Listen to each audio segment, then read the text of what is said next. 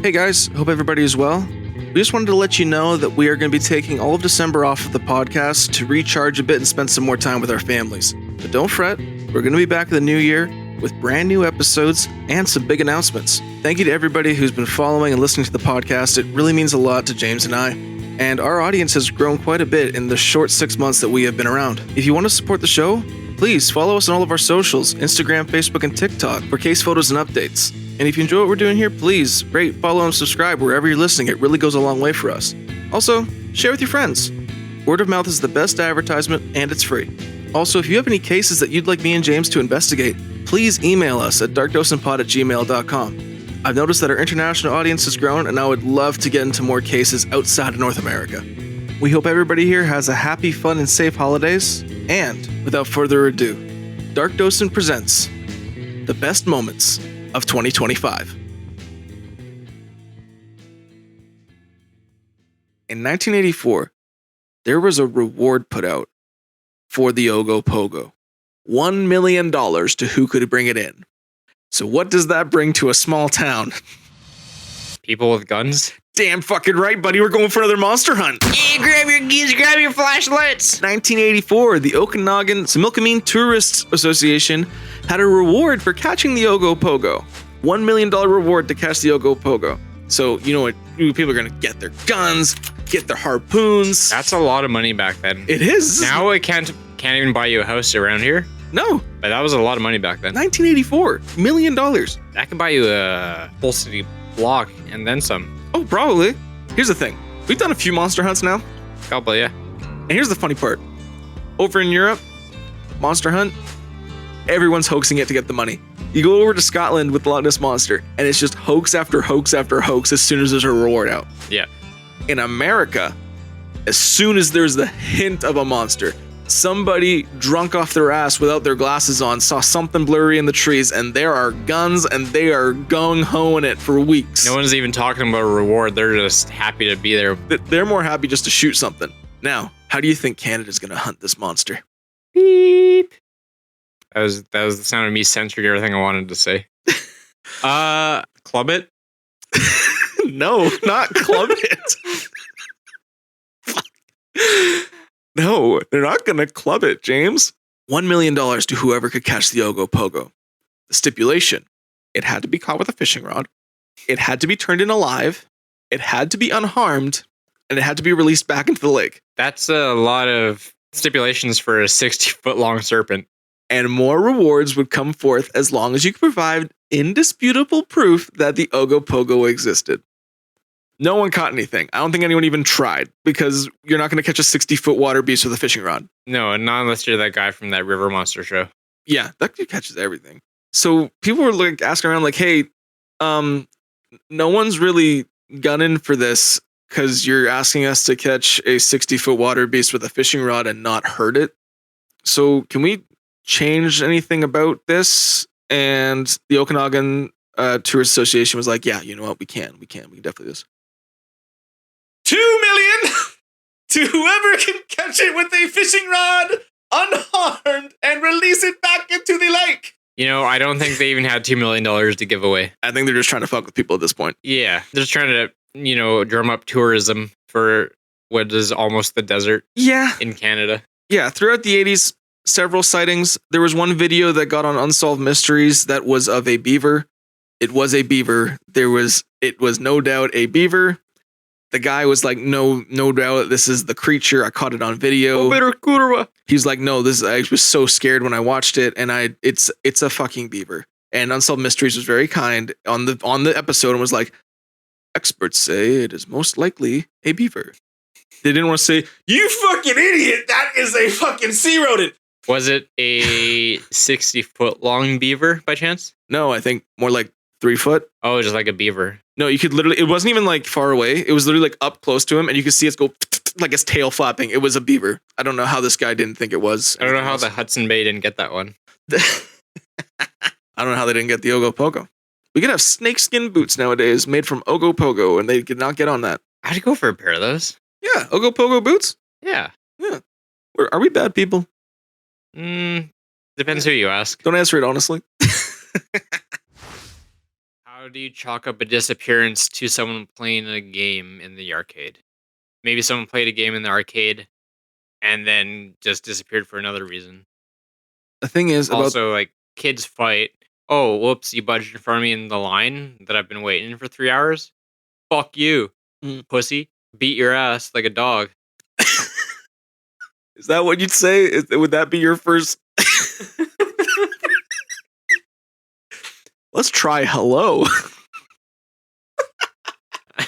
I'm working on my social skills. Vicky Landrum. On the right is Betty Cash. And in the middle is Colby Landrum. Which one's Colby? Colby's okay. So rude. So unneeded. Just trying to be helpful here.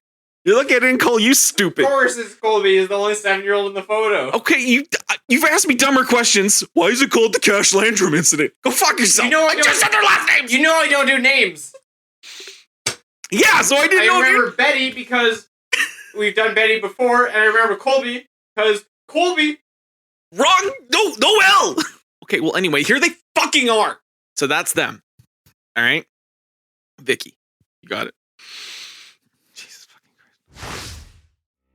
What makes the Congo interesting is scientists claim that the Congo and Papua New Guinea are most likely to hold prehistoric life due to its high climate, dense vegetation, diversity, all sorts of factors. This is actually where lots of people have looked in case there is any old species, which in some cases they have found, not like dinosaurs, but, rare species. Not even one dinosaur? Well, there's other legends of dinosaurs, dinosaur-type cryptids. In the Congo, there is the Mekele Mbembe, which is another dinosaur-like cryptid in the same region. Okay.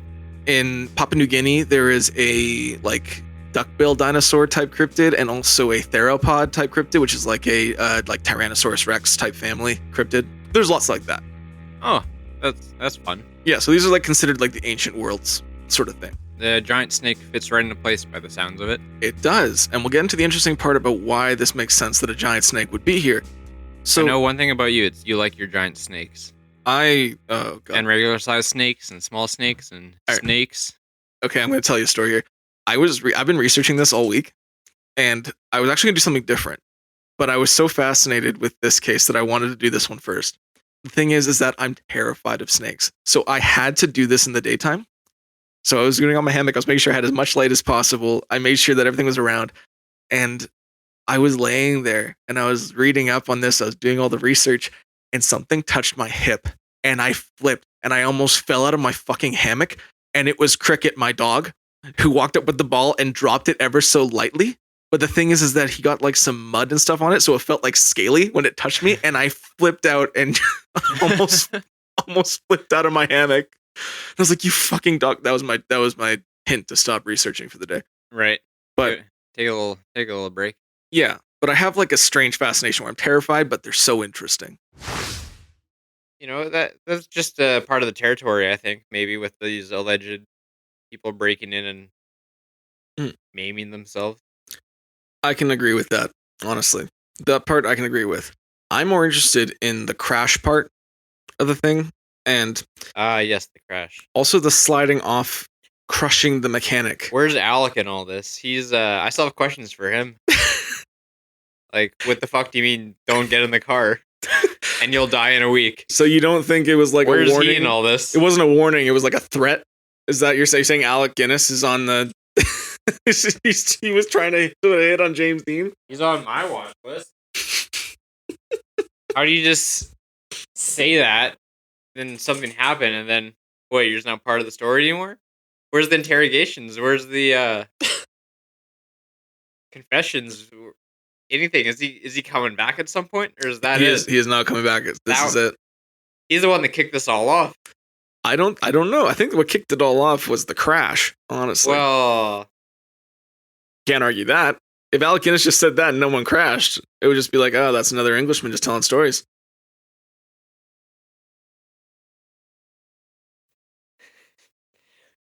Trying so hard not to compare this to 9/11.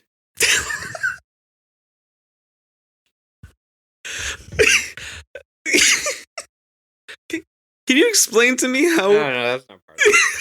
I need to know now. What the fuck are you comparing this to 9/11? I was gonna say If someone predicted 9/11 and then 9/11 happened, which one's the bigger story here? Okay, I get it. I was Um, trying to think of a better comparison. so you think Alec Guinness is the prime suspect in, in destroying James Dean's car and killing him? According to his own testimony, yeah. Okay. He's the one that said, and then said that he said, "Don't get in that car. You're going to die in a week." You don't think it was just like a prophecy or anything, or maybe he just had a What funny a weird feeling? thing to say. No, I don't. Maybe he had a sixth sense about the whole thing. You know? Maybe he was jealous of James's new car, and then hired someone to pull out in front of him a week later, and just knew where he was going. You never know. You're drawing lines that think- aren't there. I think you're just don't get. I don't think it's nothing. There's never been one thing connecting that.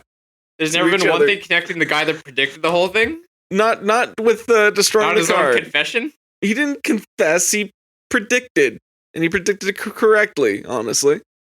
These Hollywood types, man. I don't know. Anywho, All right. So that's where I'm sitting on it. so is James is- Alec. James isn't about curses. You're about the conspiracy side of this. Yeah, You think he was an actor getting jealous of another actor's spot? or something. Like, you don't just say that to someone you just met. Did you meet him for the first time, or did he know him? He actually did meet him quite recently. That's actually, according to Alec, this was actually quite recent. Yes. Maybe you're just seeing things that the rest of the world hasn't, James. I hope I'm not the first one to ask that question. I have not seen anybody ask that question actually, and I have actually, I actually am kind of astonished that you brought it up because I didn't even think about it. No one thought about asking the guy that knew it was going to happen. No, Okay, well, I'm just built different, I guess. I guess so. Now, there's a reason I wanted to bring this story to you, James. What's that reason? Because it's like a classic cryptid case. And what I mean by that is it's the 70s, it's the summer, it's a spurt of sightings in a small town, and everyone knows about it, and everyone's on edge. So, Chief Shelby Ward, the police officer, the only plausible and honestly the most logical thing you could do in this situation. Round up a posse, we're going for a monster hunt. Hell yeah, brother. That is why I wanted to bring this to you today. We're going to get him. This is basically the best part I love about looking at cryptids is the amount of times sometimes officials will be like, we can't let this monster hunt happen. You know, people will get shot because there's beers and angry guys with guns. And then some are like, hell no, get your gun. Hell no, we're going to get him. We gonna get that creature. We're going to get that Momo. Exactly. So Chief Shelby Ward organized a monster hunt involving local residents and conservative officer Gus Artis. He also got a pack of 20 Boy Scouts to help because he was one of the Boy Scout leaders. This is what I love about America. Yeah, so they had Boy Scouts and a group of guys going up with guns going through the woods trying to find something. Did the Boy Scouts have guns? The Boy Scouts did not have guns, but they had flashlights. Oh. The mayor of the town said that they were the bravest boys he knew as he sent them into the woods to look for the strange beast. A sacrifice the mayor was willing to make. The search that night yielded no results. Oh. So far, what are you thinking about all this stuff happening in the lock? Well, we did basically disprove the first good chunk of it right off the bat. We did, because I wanted to get that out of the way. Yeah. That video, it looked like a boat to me. Mhm. The photo before that by the castle Mhm. didn't really look like anything. Could be a wake. Could have been anything. Yeah. Could have been a wake. Could have been a log, like a log with a bit of a bend in it. I guess I don't know. I don't know what that video is, but things like that's pretty. Could have been hay bales tied together. Could have been hay bales tied together. They're in the area here. You know what? Say what you will with people around Loch Ness. They're creative with their hoaxes. And this brings us to our next hoax. Next hoax. In 1972, there was a phone call made to the newspaper, the Inverness Report, I forget what it's called. But they called the newspaper saying, there is something floating in the loch. We don't know what it is. come down here right now. People are going down here. And at this time, there was a big scientific research done at the time with several biologists. Were doing a thing for trying to find the Loch Ness Monster. So they were like, there was an actual group study going on. So everyone's excited. The scientists are going down. Oh my God, there's something in the loch. They go down there. There is something in the loch. It's floating on the surface. Well, what could it be? They get on a boat. They go out. They catch whatever's out there. Catch it. They bring it to shore. Undoubtedly, they say, this creature is the Loch Ness Monster, and unfortunately, it is deceased. This was touted as son of Nessie, and it was unfortunately dead. Now, they picked it up. They were going to take it back for science. They had it loaded up in their vehicles. When all of a sudden they had to get stopped by the police because it's actually law. Since the 1930s, you are not allowed to take anything discovered out of the loch. If the Loch Ness Monster is discovered in the loch, you are not allowed to take it from there. The police told them this. Yes. No, this is actual. This has been filed. This is government. Like, this is real. Like, you can do that. Like, it's like there's an actual thing passed where I think it's like the Loch Ness Act. You cannot take the creature from the loch. It's actually there, which is weird, but it's there. So sorry, they catch it, they drag it to shore. It's dead. Yep. They drag it to shore. It's dead. It's confirmed dead. One man was quoted at the scene. It's real. I put my hand in its mouth. It's a real creature. When the police stopped it and to find the beast and pull it out, it was confirmed to be an elephant seal. An elephant seal. Here's the thing. It was actually a hoax done by one of the scientists in the group on the other scientists. And what he did is he had a dead elephant seal. He patted its cheeks with stones. He threw it in the loch the morning of, letting it get all covered in debris, and then called the papers and got everything organized. So the next day, the papers would roll a story that they found the Loch Ness Monster on April Fool's Day.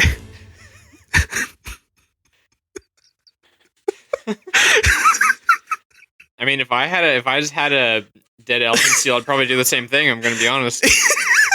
What else would he do with it? Throw it in the water and call the newspaper. No, again, I don't know what's with Scotland, but they do so much good fucking hoaxing. It's honestly, I'd be pissed at it, but it's honestly impressive at this point.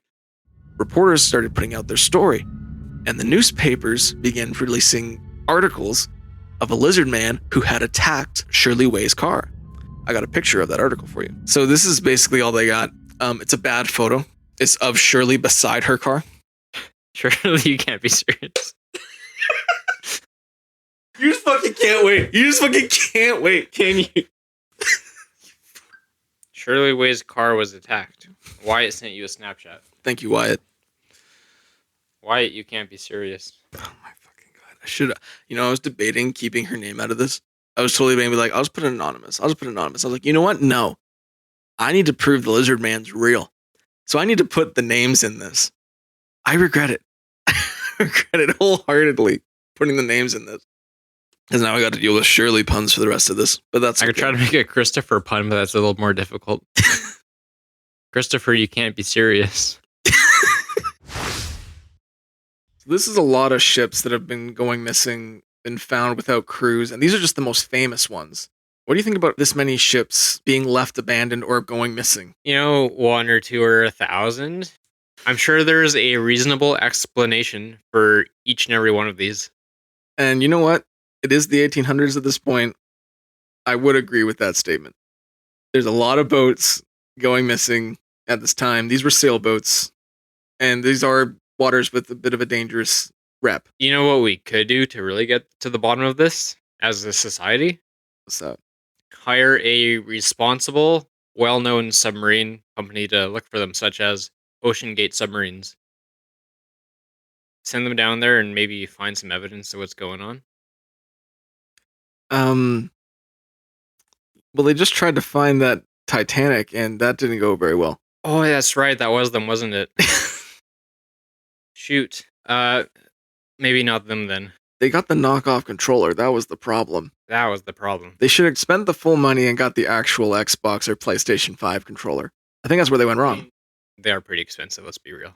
Yeah, I know, but you spent how much money on the sub? Well, maybe they spent that much money on the sub. They didn't have enough money for a proper controller. Amazon was their only option.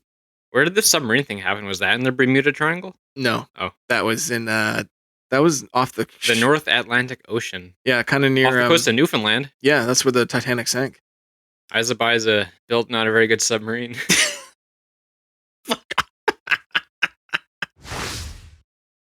I don't see why you'd bring a kid in on a hoax. I think it's a stupid thing to do.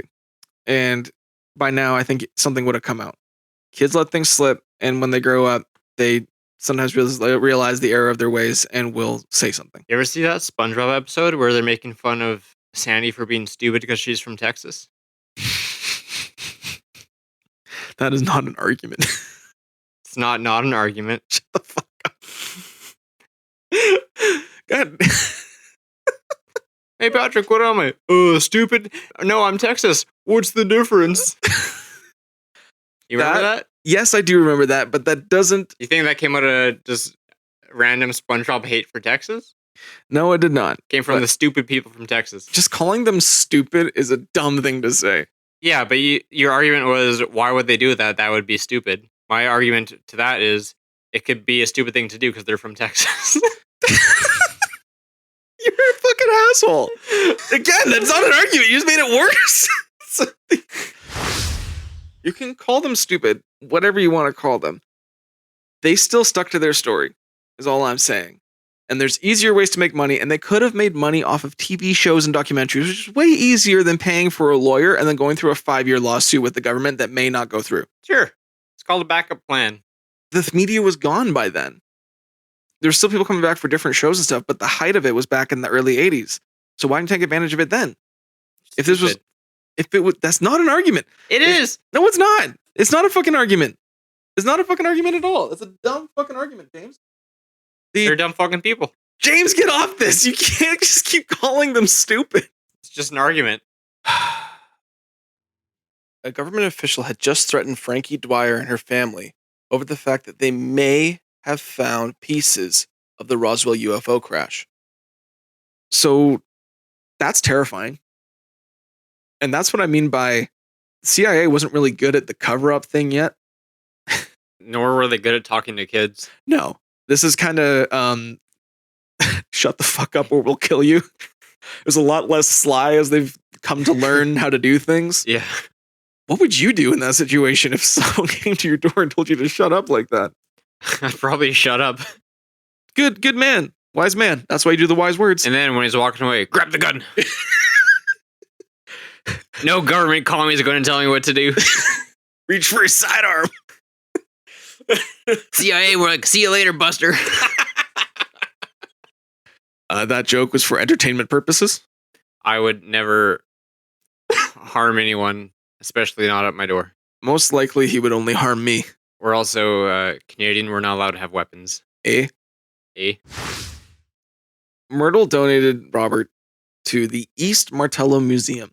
And sorry, what year was this? This was the 90s? This was August 19th, 1994. 1994. Yes. That's the same year that it rained goo in Washington. Yes. Actually, Oakville happened a week before. Oh. Yeah. So wonder if they're related. Probably not. Hopefully not. No, I don't think so.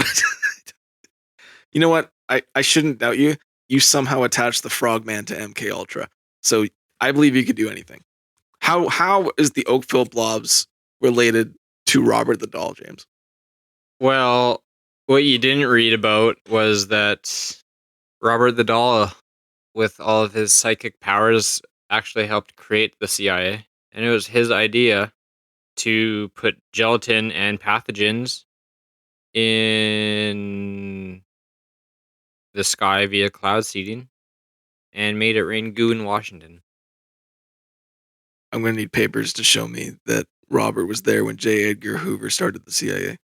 If you take evidence as serious as you do, I got to take evidence serious too. I need the paperwork. I mean, give me a few days. I'm sure I could whip something up. I'm waiting. I'll get the photo. Just a bad Photoshop Robert the Doll and J. Edgar Hoover at the White House. This is our Congress. We got J. Edgar Hoover, Robert the Doll, Grimace, John Stamos. And somehow still Nancy Pelosi. Tic, tac, toe. A winner. When other people look at this case, They kind of say, okay, the YMCA troop says something. It's obviously a lie. And honestly, I don't blame people for thinking that. But I wanted to do some digging. So I looked up where this troop said they were camping. And they said they were camping. They said they were Clamping. clamp you. I'm gonna clamp you. You get the clamp. Oh no, you shot one of the troops. We're gonna clamp you harder now. You shoot the wild men. Oh, we're gonna clamp you. This isn't the only ghost reported on the Queen Mary. Lots of people reported seeing a lady in white that would walk around the ship. She's said to be in a fine gown, and she was seen either in the hallways, the grand ballroom, or the pool room. The pool room is actually a hotspot for ghosts on the Queen Mary. Lots of reports of ghosts there. Another ghost that's seen is little Jackie. She's a small little girl, tended to be seen in the pool room. There's also Grumpy, the growling ghost. He's known to follow people, growl in their ear, and then disappear. He's also known to sit around the pool and growl at anyone who walks around that area. There is Sarah, another young girl who seems to accompany Jackie. There's also a woman called the Woman in the Green Dress, who is a very fancy looking woman. She is mostly seen in the lounge areas of the ship. And then we get to some of the more famous ones. I was gonna say we're almost at 7. You can make a creepy Snow White remake with all the ghosts. 7? James, there's over 150 different ghosts on the Queen Mary. Please name them all. I won't. I'm not going to sit here and name 150 ghosts. Here's Droopy. He falls asleep when people walk by. Sorry, Drowsy. That was Drowsy. That's Droopy. Droopy, his balls touch the ground. I need to not drink when you say shit. I've almost spat on this floor several times. There's Thumpy. He humps your door when you're thinking of going to bed. Can we get back to the ghosts? I'm trying to fucking scare I'm you. talking here. about the ghosts. No, you're not. You're making ghosts up. All ghosts are made up. No, they fucking aren't. I'm going to prove you why. She was taking pictures of the lock, but she wasn't there to look for the monster. And to this day, she doesn't believe it's the monster because she doesn't know what she saw. And she doesn't want to say anything about it. She was just taking pictures, like doing nature photography. Coward. I know. Take a goddamn stance. There are monsters out there. Die on that hill. There is a fucking monster in that lake, and you found it, lady. You know what, motherfucker? If my kid, he's going to be like, Dad, is there such thing as monster? I'm going to be like, yeah, there is. And you got to fucking hide or you got to fucking kill him. I'm like, I'm going to raise my kid paranoid about this shit. He's going to have a terrible childhood. But Kelly did something extremely smart. She used her camera and it had a function of taking several photos all at once.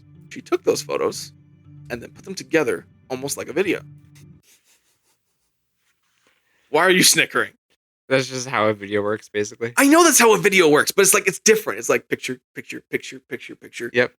Okay, it's like, I know that's how a video works, but you understand what I mean. Like she connected them together to make like a video, like a stop motion animation type video. Yeah. God, don't make me feel stupid. I already know I am. Fucking spending actual time researching monsters. You really don't think this is a whole new low for me? Come on. This is no longer my spare time shit. This is what I'm doing now. Literally nothing else you could be doing. I could be learning a language. I could be, I don't know, doing pottery. No, I'm proving monsters exist to some guy who lives 30 seconds from me. Trying to prove monsters exist. Like, why would you describe something that looks like this? Yeah, it is such a weird thing to describe. It's even weirder there being a lizard man inside of it. Yeah. Or a reptilioid or a reptoid or... As you coined it, reptilioid. Yeah, reptilioid. Yeah, fuck. Yeah, reptilio. Yeah, like reptil. Take a breath. It's hard. I can't. That's why we say reptilians. Well, I say reptilioid. That's a phrase that I've coined, and no one can take that away from me. Look at that. You just need a little bit of spite and anger to pronounce it right. Yeah. The 2 punctures in the neck were the diameter of a straw. They were surgically cut, perfect circles. Here's the thing. The sheep were bit in the neck, but the fang didn't end until it hit the brain of the animal. So these are big teeth, whatever bit this thing. Or big something. Who knows? Twisty straws? Fuck.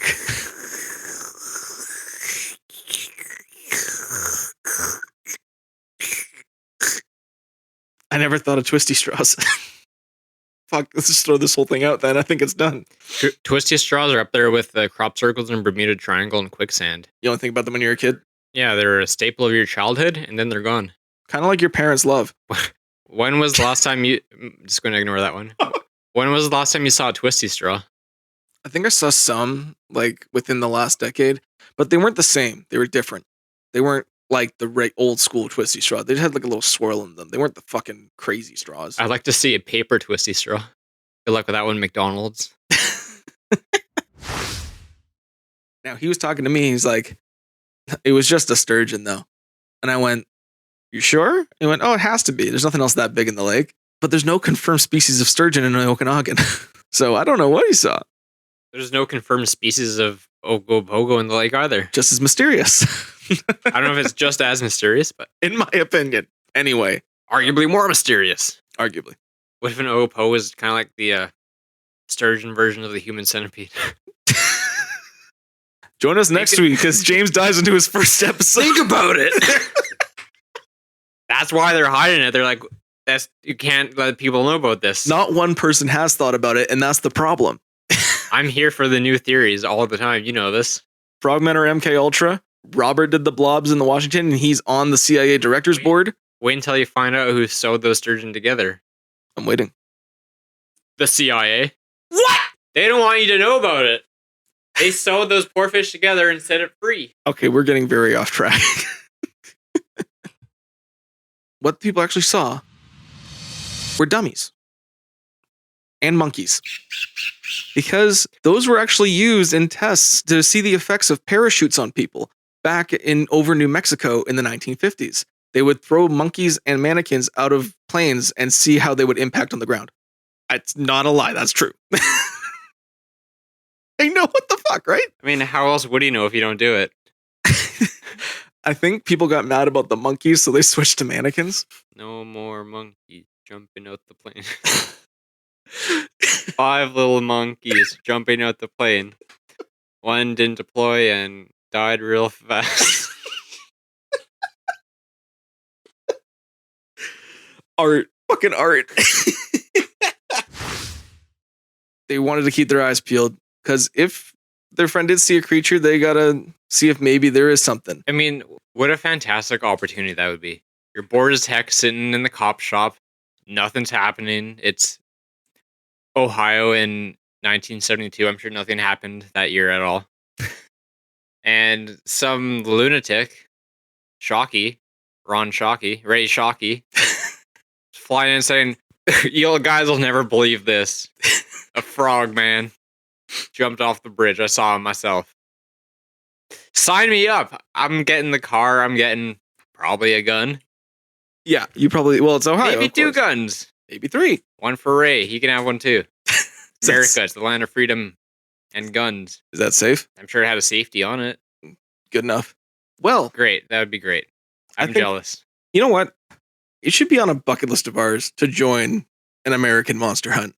It probably wouldn't be as fun today, but if we have side-by-sides today, that would be incredible. I guess so. It'd be funner than ever. So if there's any... You get trail pops, you get guns, you get side-by-sides, mm-hmm. You get a bunch of dudes going, yeah! Mm-hmm. Got flags flying down the back. Yeah, shoot absolutely nothing. Nothing's a loose term. I think you'd be shooting whatever you can see. True.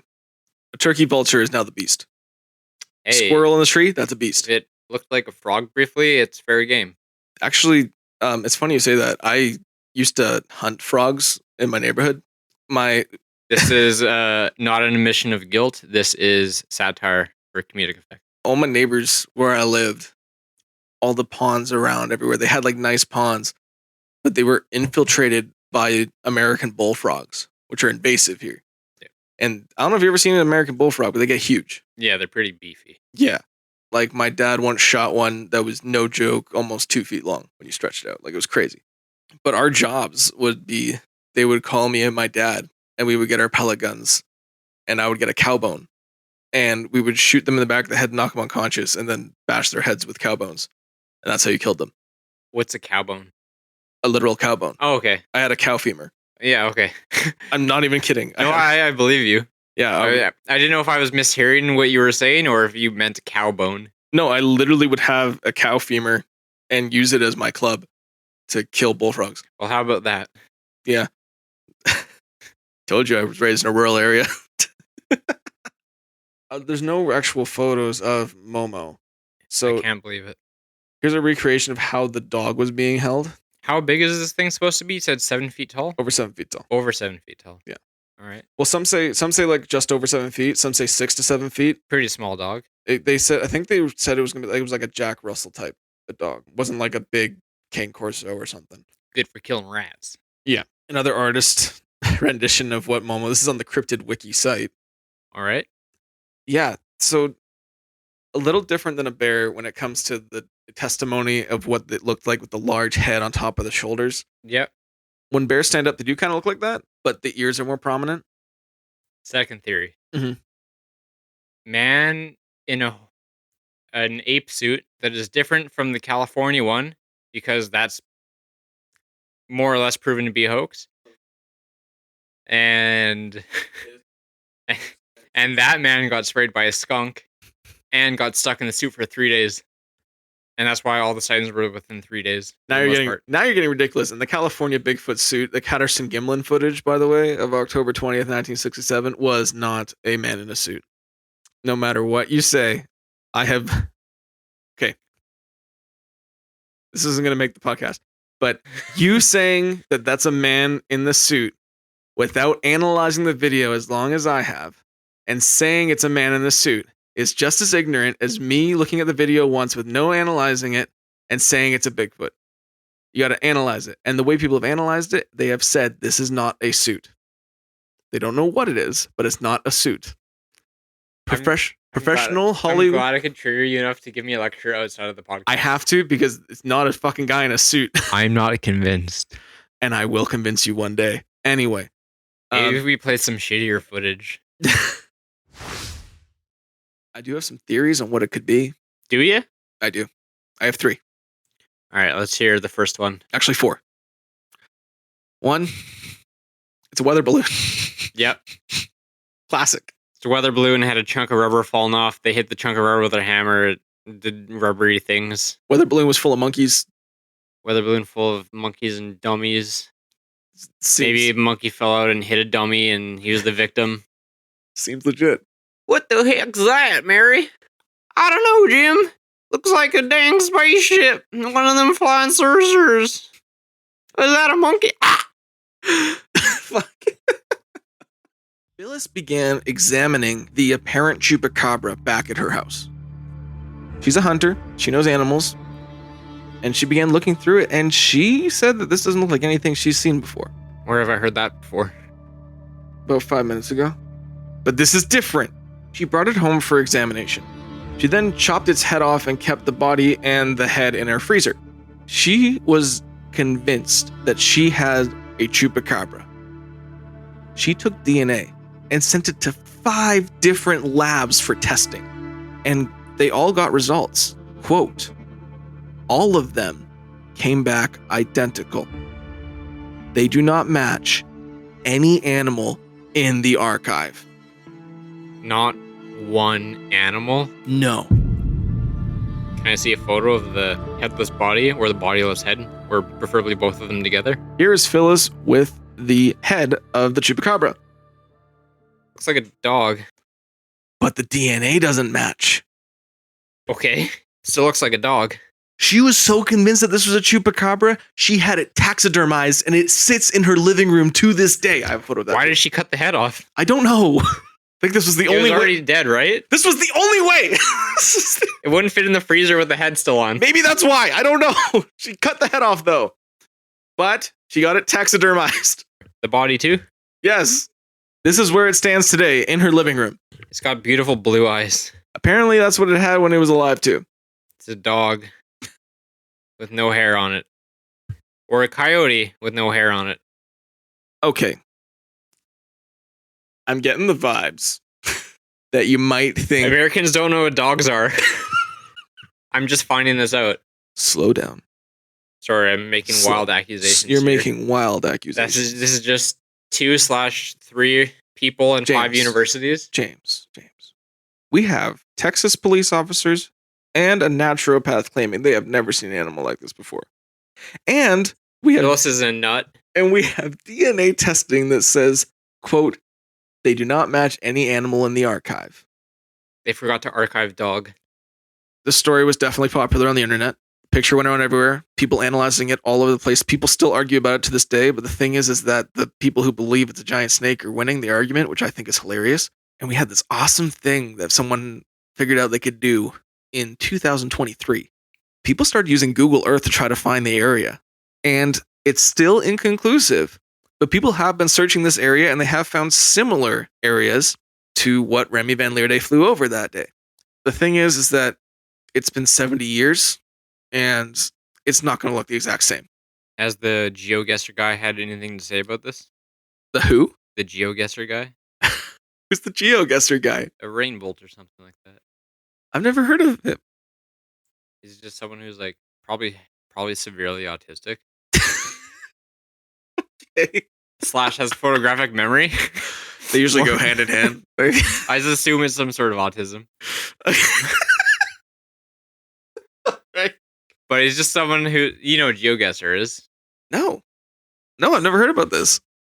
Really? No, yeah, I've never heard of this. I might know it if you show me like a video. GeoGuessr is like a Google Earth game. Google Maps, Google Earth game where it just drops you on Street View somewhere and you figure out where the fuck you are. Yeah, okay, yeah, I've seen that. I didn't know it was called GeoGuessr. Yeah, well, yeah. Okay. Well, no, I don't think anyone's GeoGuessed it yet, but they did find some pictures. This one's argued on Reddit, where all the greatest minds come to argue about cryptids. That's where I get all my factual information from. One Reddit user says, "Kill yourself." Oh, God. That one's always right. What? Keeping it light, keeping it fun. We're just going to delete everything. Reddit says, "Kill yourself, keeping it light." Sheriff Truesdale, after hearing his story, asked Chris, "Could you draw us what you saw?" He did. Now, Chris was not an artist, and I need you to take this seriously. Okay. What I'm about to show you. I'll take it super seriously. Just know that this is a man's life we're talking about, and this is a very serious case that we are dealing with today. So I think just a little bit of seriousness when you're looking at the evidence would be great. I can't help but think this is going to be an awful drawing. That's not at all serious. Here's the picture that Christopher Davis drew that day. Don't you dare smile. Don't you dare smile. Is that his writing as well? Yes. He has very nice writing. But what is that drawing? That is nothing. Okay. No, not okay. That is nothing. Okay. That is a poorly drawn, vaguely humanoid figure with 3 claws, no feet, and there's just no details even on the head to describe it. It's an undescribable shit picture. Get that man a scholarship to art school. So, at OP Rock, they had a sentry that they said was their most trusted sentry. And that was a dog named Ugly Betty. So Ugly Betty would go around the perimeter and she would bark at anyone coming near. I know you laugh, but it is trusted. No, I don't laugh because it's ridiculous. I laugh because it's honestly probably is one of the best sentries you could have as a dog. You've seen my dogs. Yeah, they know me. Yes. They'll see me through your window and you'd think I was actively killing one of them. And then I walk in the door and it's not a peep. So, you know my dogs. Yes. They wouldn't hurt a soul. They look mean, but they're not. I've got a German Shepherd pit bull named Cricket, and I've got a American Bully mix named Josie. Cricket's the dumbest dog I've ever met in my life, and I love him to pieces. His eyes go in different directions. His eyes do go in different directions. They're not cross-eyed. He's like cockeyed. Kind of like a prey animal. Well, when we first moved into the house, and we showed him around, he thinks everything on this block is his. Anything you can see outside the window. Anywhere the sun shines, that's Cricket's. Kind of like the Lion King. Exactly. Well, I don't know why, but my brother, who lives downstairs, had to come up through my house like he forgot something. and for some reason, he went through my screen door, which connects to a deck on my second floor. And he came up in a black hoodie and black jeans and put the hood over his head. And it was the summertime, so I don't know why he was doing that. And then he began to shimmy with the lock on my screen door. So he cranks it open, and Cricket sees this guy in a black hoodie and black jeans with a hood over his head and just went after him. Like teeth snarling, going after, and Frank was like, "Oh my fucking God, holy shit," and had to whip the hood off and go, "Cricket, it's me, Uncle Frank." And all of a sudden, Cricket just transported back to stupid Cricket, like, "Oh, hi, Uncle Frank," and just gave him a bunch of kisses and walked away. So yeah, dogs are eccentric. They are. Even when you don't want them to be. Even when you don't want them to be, and it gets fucking annoying. Anyway, over at This Podcast is based on true events. Another spooky podcast that if you want to listen to more spooky stuff after this one, you can go check them out as well. I got a story for you. Let's hear it. I'm doing the Patrick Warburton. All right. And that's the only one he's ever failed, was the one on Fox. Every single other one he's done, he has passed. Every single other one all the rest of the group has done has passed. And there have been several other ones done by the rest of the group. Steve Pierce stated that he took a polygraph test for every new girlfriend he had because he told the story to them and they wouldn't believe him. So he said, "Fuck it, let's go to the police station." And every time he passed. Tucker pulling the strings on Fox.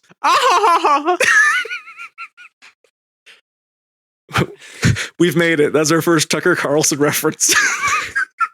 I have to work on that laugh.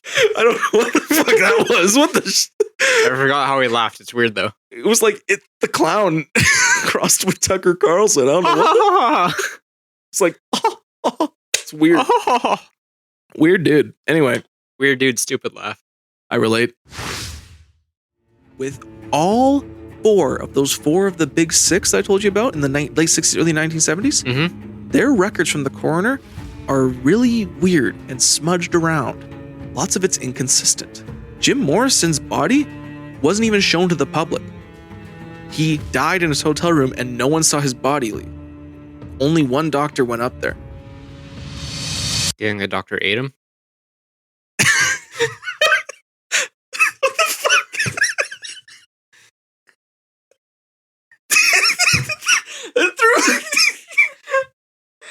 That didn't just throw me for a loop, it turned me around. What the fuck? I had to double take on what the fuck did you just say? And why were you so serious? What the? I just wasn't expecting that. I'm here to ask the hard-hitting questions that everyone else is too afraid to ask. But if the doctor was a lizard man, similar to a snake, What else was I supposed to ask? You said no one saw the body leave, but a doctor went up there. Where did it go? Did the doctor leave? he didn't get eaten. Fuck. James, have you heard of the Black Monk of Pontefract? I haven't even heard of Pontefract, if I'm being honest. I'm not very... I haven't even heard of Pontefract, if I'm being honest. I might kill It's myself. all new to me. It's a new one. Okay. Wait, you're not down with the voice? It's my costume. You gotta get used to it. I don't think Peter. I don't think I'm going to. What?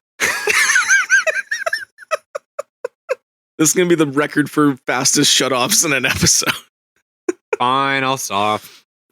Somebody order a pizza?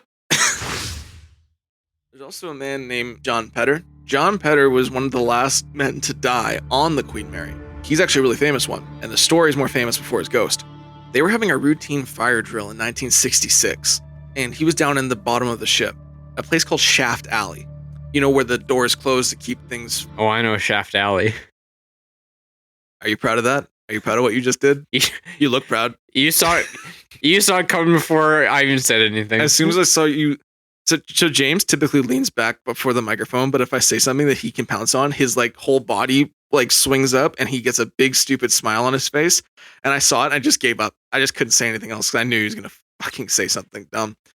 Shaft Alley. Yes, that's what it's called. Your point, sir.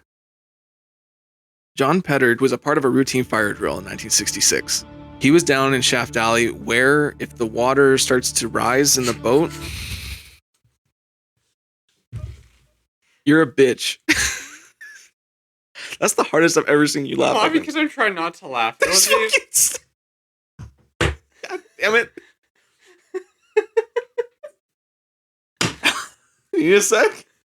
You need to get the giggles out? Fuck me. Oh, it's gonna be a long night. Now they don't know what to do. The polygraph test proved that they weren't lying. Yeah. And that they most likely saw something. What's the next step really is the big question. Like, bust out the telescope? Yeah, like, what do you do? I always feel bad for cops in UFO cases. Like, what can they do? Exactly. Like, everything you know, everything you're trying to do is someone did it. Yes. Or something happened within this realm of world that we know. You get paid $40,000 a year. Can you find her friend? He's on a spaceship. Like, no, bro, I have to go argue with the homeless person. I don't have time for this shit. I always feel terrible for cops in UFO cases. I'm like, they what? Like, what are they gonna do? That's not in the job description. No. Get the person some meds and call a social worker. Wellness check. That's about it. That's basically all they could do. Now we don't know what to do. It was fun. I promised you a fun one this week. Yeah, and the Battle of Ape Canyon. That's an exciting name It is. with a good story. And the name still stands today. It's still called Ape Canyon. Are there no movies based off of it? I don't think so. That's crazy. But there are other Bigfoot They movies. made like 13 Sharknadoes, but they couldn't make a Battle of Ape Canyon. We gotta make it now. I mean, we have the budget. We do. Almost zero. Just go into the woods with some monkey suits. There's lots of woods nearby. Yeah. There's at least one 4x4 vehicle between the two of us. Yeah, we can do it. We can make this work. You're hairy enough to be an ape? I don't even need the suit. There's one less. That's one less thing we have to buy. About a week after this, Kathleen May received a letter that said the UFO seen over Flatwoods, West Virginia was merely experimental rockets. And at the end of the letter, it stated that she is not allowed to tell anyone anything about this event in a very threatening manner from the Pentagon. But it was not signed by any personal person. So if it was nothing, why are they threatening her, telling her not to say anything about it? If it was test rockets, how come they didn't come out and show us the results that it was test scrap iron rockets? Also, at first it was all declared to be a meteorite. If a rocket actually crash landed, it would leave a lot bigger crater. This did not leave a big crater, just an indentation in the ground. So none of this really adds up. Or does it? Does it? Yeah. Maybe it does. And I'll tell you. The United States military, Air Force, whatever, they do have experimental stuff that they test, and they need to keep it a secret, right? Yep. Would you agree with that so far? Yes. One of the descriptions did involve tubes and stuff on it as if it were like a rocket or something. And there was Buddy looking for a plane 11 miles away. Maybe a plane carrying an experimental rocket accidentally dropped the load and it crash landed there on top of the hill. Maybe it was a... Sorry, did any of those kids die or get sick? No. Okay. So it wouldn't have been like a biological weapon with green gas in it then? No. Yeah, so military plane carrying an experimental rocket, maybe they accidentally fired it or it fell or something, and then somehow they got it out of there right quick, and then that would explain cover up and hush letters being like, don't you fucking talk about it, it's a secret, can't let Russian know. Maybe it was their first attempt at like a Liberty Prime from Fallout. Fuck, the big robot. So, you're thinking, and I like that, but you're thinking wrong. If a rocket landed, why did it not crash? This thing was still together. When they shined a flashlight on it, it glowed green and red, and then moved, and shrieked. That doesn't sound like a rocket. What if it was steam escaping from the rocket? Why would it move? Why was it shooting rays of light? Maybe it didn't move. Why was it shooting rays of light? It didn't at first. It was just eyes, and then they put the flashlight on, and then it started shooting rays of light. Mirrors? It's a stretch. Well, okay, so it crashed. There's probably dust and particulate in the air still. It wasn't described as a windy night. shine the flashlight, it hits a couple concave mirrors. Boom, those beams are redirecting through the dust. It looks like beams of light. So then what was the other object? What other object? That was the other part of the rocket. The pear-shaped object. Yeah. Okay, so what rocket is pear-shaped? An experimental one. It is a stretch. It is a big stretch to me that was a rocket. Or something. I see nothing nowadays that looks like the Flatwoods monster. It was a bad design. Maybe that's why it crashed in the first place. Pear shapes aren't very aerodynamic, I don't think. But it wasn't damaged. And also, it didn't crash. It landed. The pear shape landed and the monster was separate. Also, you wouldn't be testing it in areas like this. Maybe they weren't testing it. That was the accidental part of it. I don't believe this was intentional if it was a military thing. If they were testing it, why wouldn't they test it at like S4? S4 is where they test things. Also known just been transporting it. Also known as Area 51. Yeah. Also, this thing was like burning down to the ground and then landed. It was streaking over the sky, burning, and then stopped and landed on top of a mountain range. Nothing was burnt, by the way. Okay, new theory. Okay. It wasn't necessarily a rocket, and it wasn't necessarily dropped. Maybe that was its own some sort of test flight craft that was super duper high up, and something went wrong and went barreling down through the atmosphere and landed gingerly on top of the hill. Rockets don't stand still. What were the 9 craft surrounding the B-29 bomber? Your guess is as good as mine. Wait, how about this? What 9 craft surrounding the B-22 bomber? B-29. What 9 craft surrounding the B-29 bomber? Just it didn't happen? I don't know. I wasn't there. They love that. Don't lean back in your chair like you won that. I wasn't there. What they think is whatever was attacking the van was going after the cats. Cats are known for hiding in engine bays and under wheel wells. And that's normally what we see attacked in these lizard man car attacks is the wheels and the engine. The only time we've seen attack a roof was when it was going after Chris Davis. So they think something was trying to go after some of the animals, the easy to get outside pets. But they still don't know really what it was. They think maybe some sort of canid, but that's, again, they don't think a dog would go after a van. Well, we know what large, I don't want to say it, it's not going to sound right. You know what large brown things like to come after pets? 1 syllable, 2 legs. Momo. Okay, that fucks me up. All right. I was going to say bears, but okay. Oh, bear. I thought you were going to say something racist. What the fuck? No. Bitch, what do you think I am? And the cool thing about this, I don't know if you remember in the Loch Ness episode, but as phones and cameras became easier to get, pictures kind of died down or got less great. It's the way it goes. Well, videos and pictures of the Ogopogo increase as more cameras come into availability. And we have lots to go through. Don't roll your eyes at no, that me. wasn't an eye roll. That was like, oh. Okay.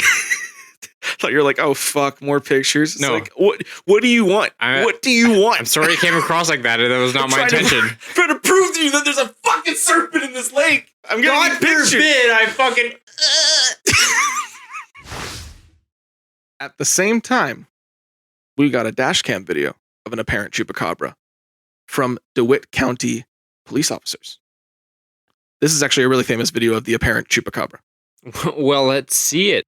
Now, I want to remind you, the police officer in training who saw this said he had never seen an animal like this before. This was not a dog or a coyote. It was completely different, and it did not match. This makes me think it's going to be something that I can recognize. Now, I also want you to remember, the chupacabra walks on 2 legs, it has spines on its back, and no ears. Also no tail. Noted. Here's the DeWitt County dash cam footage. I'm seeing it, but I don't believe it. It's in the daytime. What is that? Oh, man. Woo!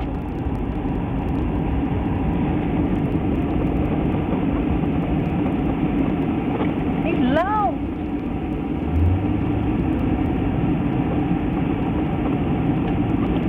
How crazy is that?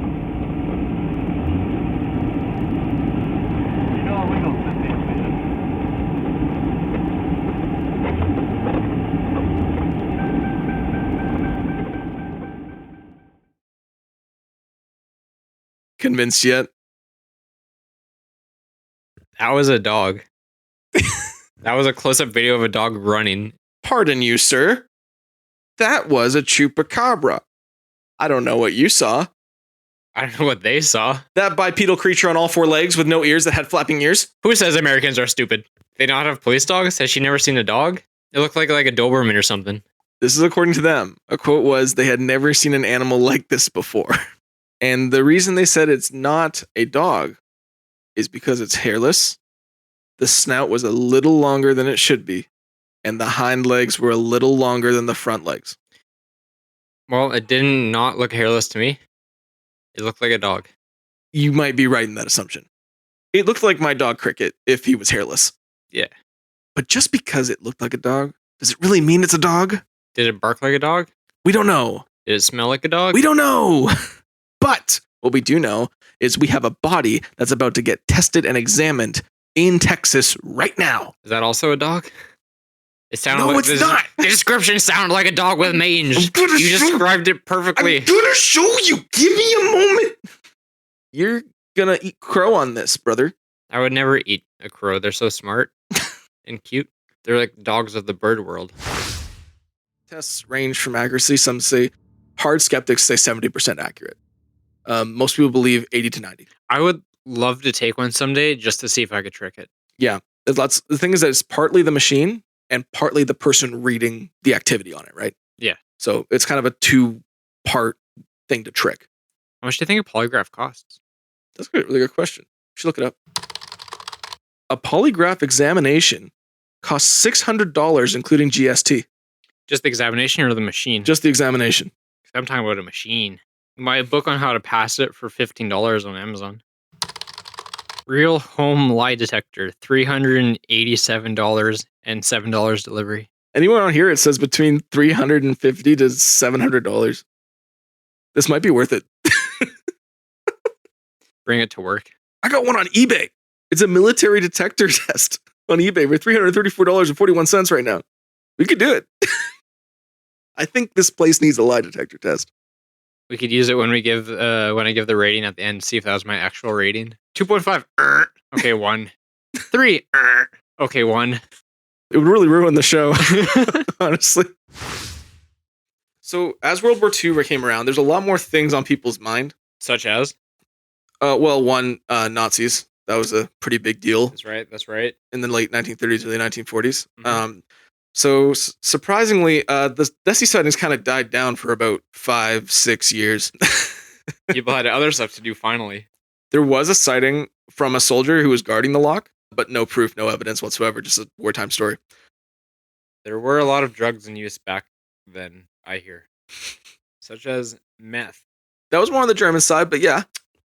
Anyway, it was actually even reported in an Italian newspaper that the Loch Ness Monster had been killed by Italian bombings on the Loch Ness.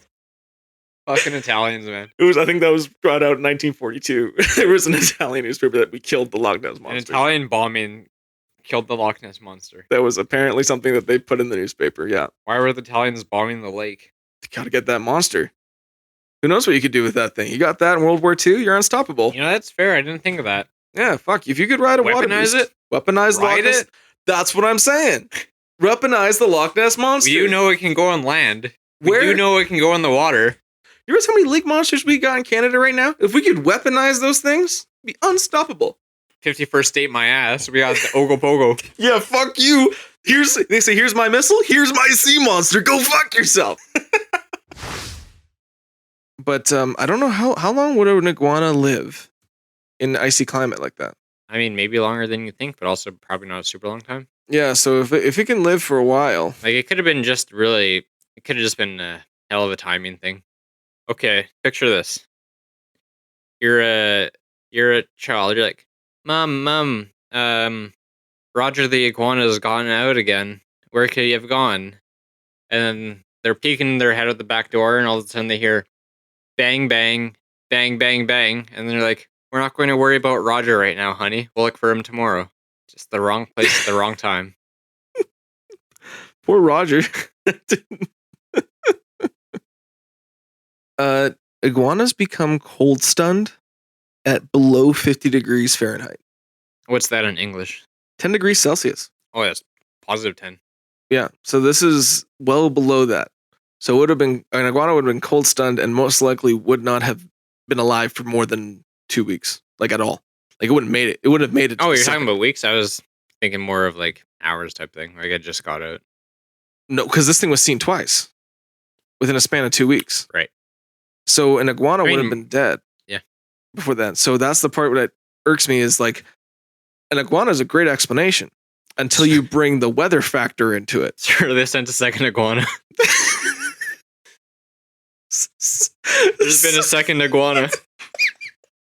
Sir, had a second iguana hit Loveland, Ohio. This is going to come out like right after 9/11 too. Damn it.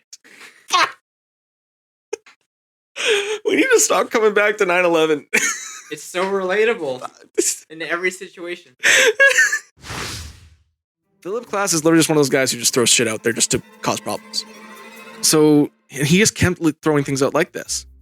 And even some of the reporters from the National Enquirer were also throwing out shit that was not true. For example, they had reporters in the room with the hypnotherapist and the psychologists. Right. Some reported that this actually happened. Some reports came out from the National Enquirer that it was actually a front to have an orgy with Travis Walton and the psychologists. This was actually reported and released. They were talking about how it was like a big sex Hold front. on, you're gonna have to say that one more time, please. Some of the reports that came out that it wasn't an actual hypnotherapy session. Okay. It was just an orgy. An orgy between Travis Walton, the hypnotherapist, and the psychologists. Huh.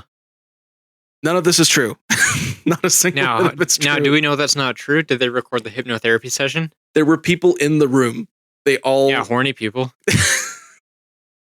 There were people from the National Enquirer in the room that also didn't. They reported on something completely different. You know, those journalists are freaks. I think they might have been on something with this. It did not happen. This did not happen. It's a... Well, I'll put that at plausible for now. Okay, at least you're plausible. And even then, it wouldn't do anything. This sort of stuff happens on all of these different poltergeists. What if these are just cases of micro, extremely localized earthquakes? No. Because the cabinets moved and it would just be the cabinets. It wouldn't be the wall. I said extremely localized. Not in the earth? Just in the cabinets? The earth works in mysterious ways. All right, I got a counter argument. There's no tectonic plates in a cabinet. Not that you know of. Oh shit, didn't realize that. Come back next week for James' first episode. Tectonic plates. Where are they? What are they?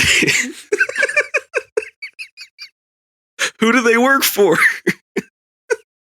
I got you with that one. Are they eating people? Are they eating people? I'm just asking the questions. You're asking the questions, and no one's providing the answers. It's up to you, James. The answers lie beyond the ice wall. We're not there yet. We'll get there, but we're not there yet. I can't wait. There's one more thing. Another one more thing. Mm-hmm. One more thing doesn't mean one last thing. This might be the last thing. Oh. No one could be as good as these people. Not a single person could be as good as these people. These people were like gods. Nothing could match them. Have you heard of Dragon Force? I was actually going to bring up Dragon Force. You're on it today. I think it's all the pain fumes I inhaled earlier. Makes you psychic. It makes me something. My head hurts and I'm good at guessing now. I actually had to buy a book for this case. And I want to shout out Wen from Cryptozoology Facts. That's the best cryptid Facebook page ever. If you're into cryptids, like it, follow it. She does amazing work. I reached out to her asking if there was any like actual reports or cases that I could research about this topic. Right. And she said that there was this book. The book is called Crawlers, a conclusive case book by Nathaniel Brislin. So thank you, Wen, for showing me the book. I'm not going to be reading from the book. When Diggo told you about a book about fucking Wendigos? Are you kidding me? I never looked into her full name. Oh my goodness. Oh shit. No wonder she knows so much about cryptids. She is one. Yeah, like it's adding up real fast. Don't visit if she offers to come visit. She does seem very nice, but I think she wants to eat us. That might be why. Well, if you hear her say your name, no, you didn't. Another reason why Room B340 does not have these stories that they talk about is in 1989, a famous corporation owned the Queen Mary, Disney. And Disney started making ghost stories about Room B340. I was going to guess Pepsi because I think at one point Pepsi had one of, if not the largest naval fleet in the world. What? Do you not know that? No? That true? Would I lie to you? Yeah. 1989, the year soda company Pepsi briefly became a naval superpower. Pepsi is one of the most popular soft drinks in the world, but few people know that it once had a naval fleet that rivaled some major powers of its time. The origins of Pepsi's naval adventure date back to 1959, when the US and USSR agreed to hold cultural exhibitions in each other's countries to showcase their lifestyles and achievements. The US exhibition in Moscow featured a model American house, where Vice President Richard Nixon and Soviet leader Nikita Khrushchev engaged in a heated debate over capitalism and communism, known as the kitchen debate. Blah, blah, blah, blah, blah, blah. Pepsi seized this opportunity to enter the Soviet market, which was largely closed to Western goods. After years of negotiations, Pepsi became the first foreign consumer product sold in the USSR in 1972. However, there's a problem. Pepsi could not accept Soviet rubles as payment, as they were not convertible to other currencies and had no value outside the USSR. That's giving me more questions than answers. To solve this issue, Pepsi struck a deal with the Soviet government. Instead of rubles, Pepsi would receive Stolichnya vodka, which it would then sell in the US and other countries. This arrangement worked well for both parties, as Pepsi expanded its sales in the Soviet Union, and Stolichnya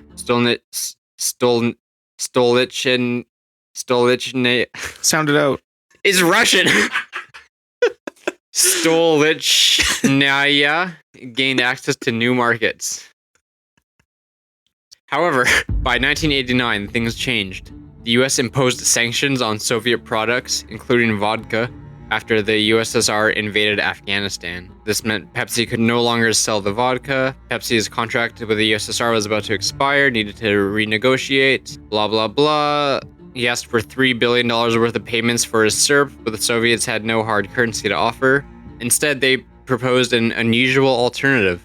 They would give Pepsi a fleet of naval vessels they no longer needed or could afford to maintain. Kendall agreed to this offer and became the owner of 17 submarines, a cruiser, a frigate, and a destroyer. What the hell? According to some estimates, this made Pepsi's naval the 6th largest in the world at the time, surpassing those of countries like Australia and Spain. What the fuck? Of course, Pepsi had no intention of keeping or operating these ships. It quickly sold them to a Swedish company for scrap metal, making a profit of about $3 million. What the Kendall later joked that he was disarming the USSR faster than President Reagan. That's fucking great. I didn't know that was a thing. Oh, that's awesome. Fuck, you probably told me more interesting things in that 2-minute span than I've told you this whole time. Honestly, it's disappointing that Pepsi sold all their naval stuff to Sweden for scrap metal. It makes me think of Plankton and SpongeBob. Good. Now let him have it. You can have it. We want $3 billion for a syrup. Let him have it. We only have boats. Here's 17 submarines and a destroyer. Oh, that's fucking amazing. Could that be a spot where we could easily go to and look at ourselves? Probably. There's logging roads out there. I don't know what it's like now. This was in 1975. This is Yeah, that was, a long time and ago. actually, when this episode comes out, it will be 50 years since it happened. Almost to the day.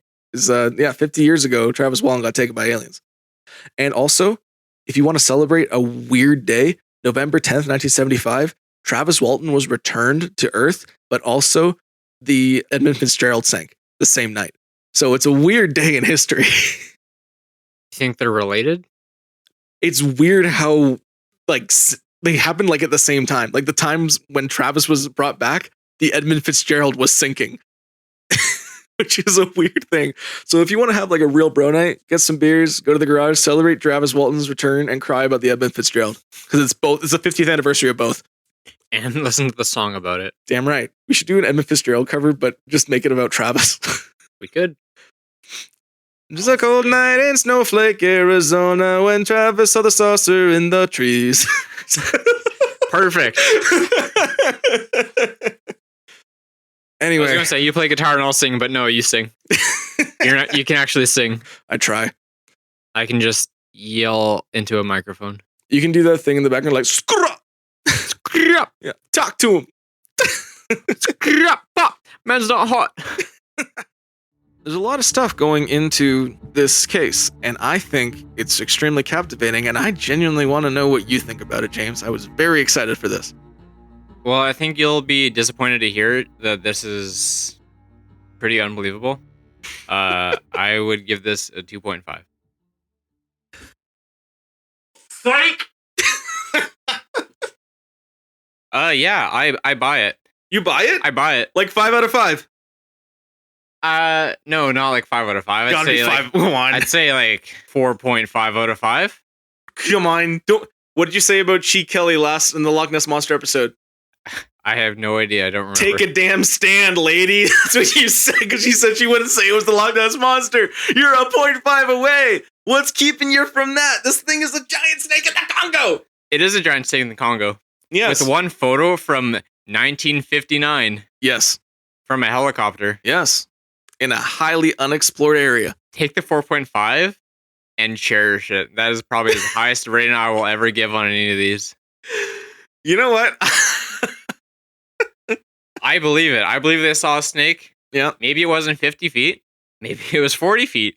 Maybe it was 35. Maybe it was 45. I believe there was a big snake there and that they saw it. I can tell you the lowest estimate, like the smallest possible estimate, was 39 feet after analysis. They saw a big snake in an area with big snakes. Yep. The locals say that there's big snakes. Yeah. The giant species of snake. There used to be a big snake that lived there. Yep. Allegedly way back when. Yeah. I buy it. Yeah. That's awesome. 4.5. Final answer. Hell yeah, brother. What do you think? 5 out of 5. This is a giant snake. It's a fucking giant snake in the fucking Congo. I think the Congo holds a lot of mysteries.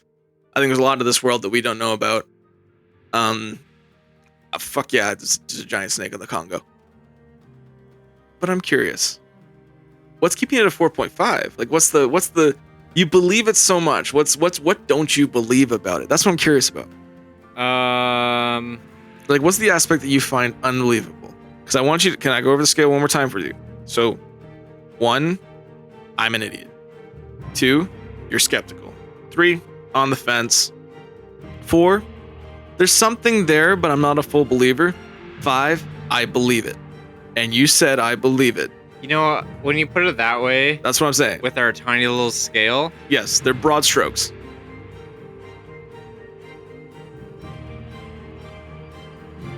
well, you got me there. That's 5, I suppose. Fuck yeah, motherfucker! Let's go, James! Fuck yeah!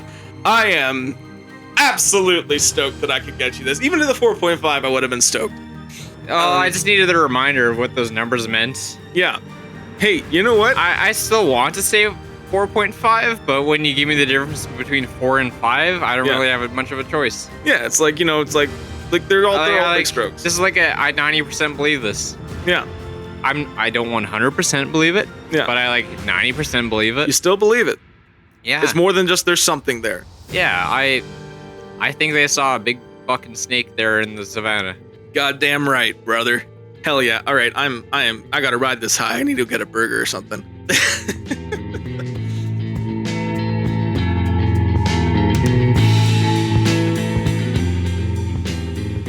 Hello. Just wanted to give a big thank you to everybody who has been listening and supporting us. It means a lot to both Jake and I that you guys have been tuning in week after week and our audience is growing. Big thank you to Jake for A, putting in so much time and effort into making this podcast possible, and B, asking me several times over the years to do it until I finally said yes.